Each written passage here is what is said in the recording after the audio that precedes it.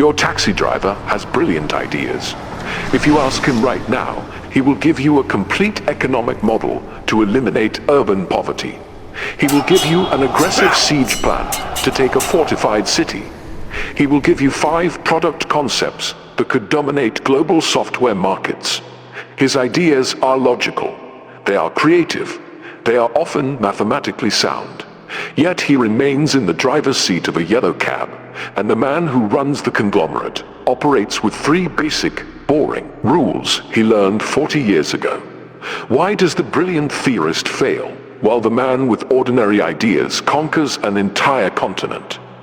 Why do multi-billion-dollar organizations crash into bankruptcy when run by creative visionaries, while dull, methodical operators build monopolies that last a century? You think the hard part is knowing what to do. The hard part is building an engine that actually moves when you push the pedal. Consider the year 1805. The Austrian Empire possesses the finest military theorists in Europe. They sit in Vienna inside the Hofkriegsrat, the Imperial War Council. These men are aristocrats with massive libraries and centuries of lineage.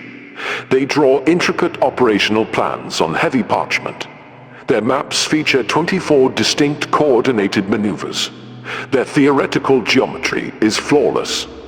If war were played on a chessboard by 2 intellectuals, Austria would rule the earth. Across the border stands Napoleon Bonaparte. He does not invent a new form of physics. He does not use mysterious, unreadable tactics. His concept is so simple that a child can understand it. March faster than the other man. Keep your force concentrated and hit the enemy where he is weak. So why did the brilliant Austrian council end up surrendering 30,000 men at UML without firing a single decisive shot? Because an idea inside your head has 0 physical mass.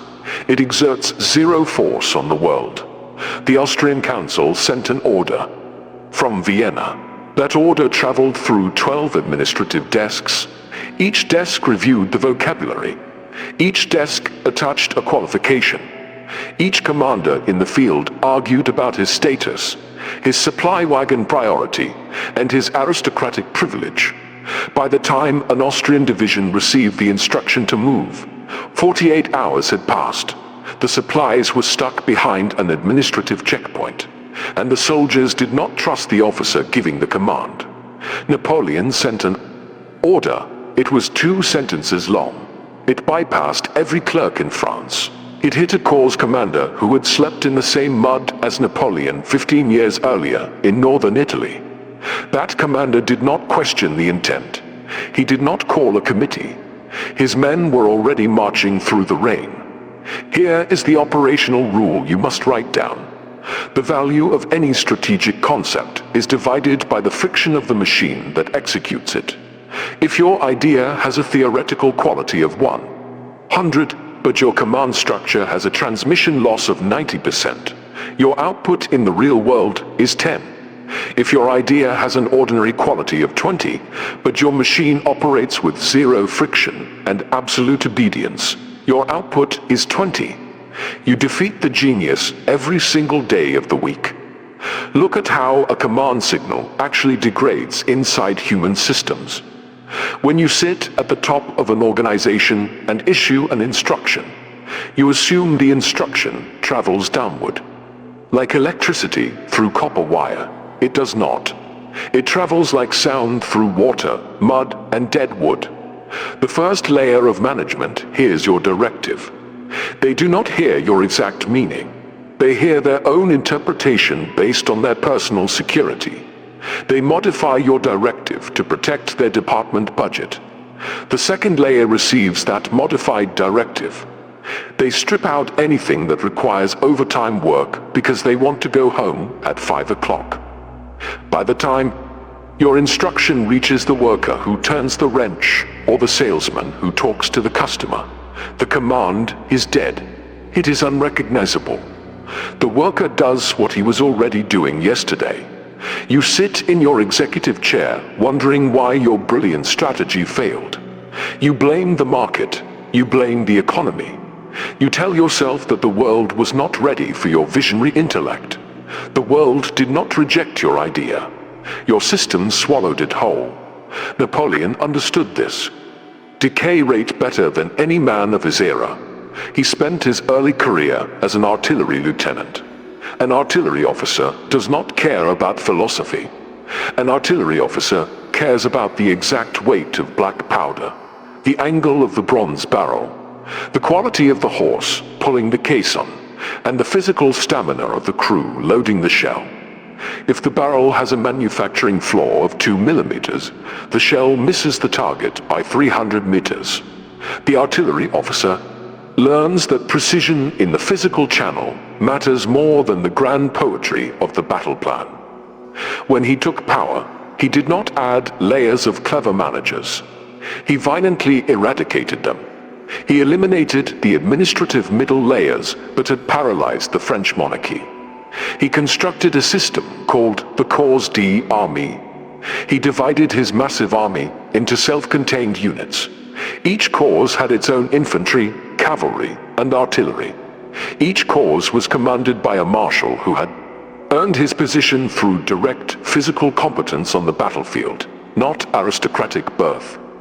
Napoleon gave these marshals immense autonomy in execution, but demanded absolute alignment on the macro objective. He created a simple, brutal communication loop. An imperial dispatch did not contain 20 pages of conditional analysis. It contained a time, a crossroad, and a clear directive.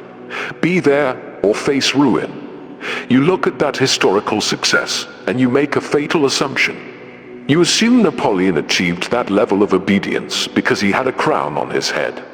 You believe authority is a title granted on a piece of paper. Authority is not granted. Authority is structural leverage accumulated across decades of repetitive, unglamorous competence.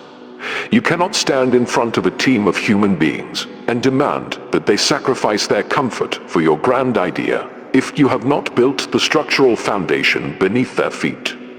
Napoleon did not command absolute obedience because he was smart. He commanded obedience because every soldier in the ranks knew he could personally aim an 8-pound cannon better than their sergeant, calculate the supply wagon intervals better than their quartermaster, and endure 15 hours in a wet saddle without complaining. He spent 20 years building that credibility in the mud of Toulon, the deserts of Egypt, and the snow of the Alps before he ever asked an army to execute a lightning strike. Across the Danube, when you demand immediate execution from your organization without that foundation, they give you compliance on the surface and resistance underneath. They nod in the meeting room. They say your strategy is brilliant. Then they walk out into the hallway and wait for your initiative to die so they can return to their comfortable habits. They do this because they know ideas come and go. Every 6 months, an insecure leader reads a new business book, attends a conference, and comes back with a brand new strategic framework. He calls an all-hands meeting. He presents 25 colorful slides. He uses new buzzwords. He tells everyone that this idea will revolutionize the entire industry. The workers sit quietly. They have seen 3 leaders like this in the last 10 years. They know the leader has the intellectual excitement of a child, but zero structural patience. They know that if they simply do nothing for 90 days, the leader will get tired, lose focus, and chase a different idea. Their disobedience is not rebellion. It is a rational defense mechanism against your lack of discipline. If you want an organization that moves with terrifying speed, you must do the opposite of what your ego demands. You must stop looking for the magic strategy. You must fall in love with the unrewarding, slow process of removing organizational friction. First, you must cut the communication chain until it bleeds. Look at every decision in your operation. Count the number of human beings an instruction must pass through before real physical work occurs. If an order goes from you to a director, to a manager, to a supervisor, to a technician, you have 4 points of resistance. At each point, the command loses 20% of its momentum and 10% of its clarity. By the end, you have less than half of your power left. Cut the middle out. Remove the reviewers. Remove the committees that exist only to spread blame. Give the direct operator a clear boundary, an unmistakable metric, and the authority to move. Second, you must enforce brutal simplicity in your language. If your strategic objective requires more than 3 sentences to explain, it is useless. A field worker under pressure cannot remember a 5-part matrix. A division head managing a supply crisis cannot consult an 80-page employee handbook. They need binary rules. They need to know what matters above all else. When Napoleon marched, his commanders knew one supreme rule: march to the sound of the guns. If you are lost, if your maps are wrong, if your messenger died on the road, turn your horses toward the cannon fire and attack. That simple directive won more campaigns than the Library of Military Science. Third, you must possess the structural patience to stay in position while the machine aligns. Human systems do not change in an afternoon. They are heavy, inertial objects. When you push a large ship, the ship does not immediately accelerate. You push with all your strength, and the hull stays still. The amateur leader assumes the push did not work, lets go of the hull, and runs to push the other side. The master leader plants his boots in the wood, locks his spine, and applies continuous, unyielding pressure in a single direction for months. He does not change the angle. He does not invent a new method. He simply refuses to stop pushing until the massive weight begins to slide through the water. You must spend your time building leverage, not dreaming up clever plans. Leverage is the position where a minor expenditure of your energy produces a massive, uncontrollable movement in the environment. You do not get leverage by being the smartest man in the room. You get leverage by controlling the bottleneck. You get leverage by mastering the single distribution channel your competitors ignore. You get leverage by commanding a small cadre of lieutenants who would follow you off a cliff because you have proven your competence to them every single day for a decade. When you possess that kind of leverage, an average plan makes you millions of dollars and destroys your competition. When you lack that leverage, a work of strategic genius produces nothing but frustration, exhaustion, and internal cynicism. Stop reading philosophy. Stop collecting abstract mental models. Stop searching for the breakthrough insight that will allow you to bypass the laws of organizational physics. Your ideas are cheap. Everyone around you has them. Look at your command chain today. Look at the places where your instructions stall, where your managers hesitate, where your workers doubt your commitment, and where your systems bleed energy through unnecessary paperwork. Destroy the bureaucracy. Clean the channel. Demand simple, radical clarity. Prove your personal competence in the dirt until your authority is unquestioned. Once the machine is built, once the obedience is absolute, and once the friction is gone, you can issue the most ordinary, straightforward command in the world and you will watch it crush everything standing in its way.